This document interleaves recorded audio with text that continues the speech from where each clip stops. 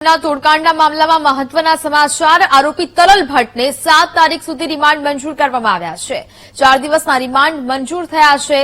કોર્ટમાં એટીએસે આરોપી તરલ ભટ્ટના 14 દિવસના રિમાન્ડની માંગ કરી હતી। તરલ ભટ્ટ તપાસમાં સહકાર નહીં આપતા હોવાનો એટીએસે ઉલ્લેખ પણ કર્યો। તરલ ભટ્ટને કોણે અને કયા સ્થળે આશરો આપ્યો તે પણ મુદ્દા રજૂ કરવામાં આવ્યા। દુબઈના ક્રિકેટ સટ્ટોડિયા અને બુકીના કનેક્શનને લઈને રિમાન્ડના મુદ્દા રજૂ કરવામાં આવ્યા। તરલ ભટ્ટે 386 બેંક એકાઉન્ટ ફ્રીઝ કરાવીને 40 થી 50% રકમની માંગ કરતા હતા।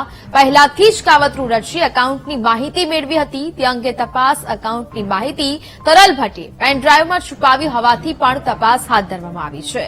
તરલ ભટ્ટના મોબાઈલમાં સ્ટોર કરેલા નંબરની તપાસ માટે પૂછપરછ એફએસએલમાં ડેટા રિકવરની કાર્યવાહી હાથ ધરવામાં આવી છે। આરોપીએ મોબાઈલમાં રાખેલા એકાઉન્ટ ફ્રીઝના ડેટા ક્યાં સંગ્રહ કર્યા તે મુદ્દે તપાસ હાથ ધરવામાં આવશે।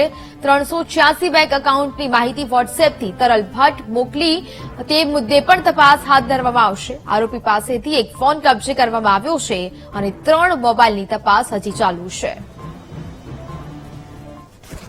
એફઆઈઆરમાં કુલ 3 આરોપીઓના નામ હતા। પહેલું નામ એમાં એમ ગોહિલ એસઓજી પીઆઈ નું હતું। બીજા નંબરના આરોપી તરલ ભટ્ટ સીપીઆઈ માણાવદર હતા અને ત્રીજા નંબરમાં એએસઆઈ દીપક જાનીનું નામ એમાં પ્રસિદ્ધ કરવામાં આવેલું, એફઆઈઆરમાં નોંધ કરવામાં આવેલી। એ પૈકીના તરલ ભટ્ટ નામના સીપીઆઈ એ જુનાગઢની કોર્ટમાં 75/2024 થી એન્ટિસિપેટરી બેલ કરેલી।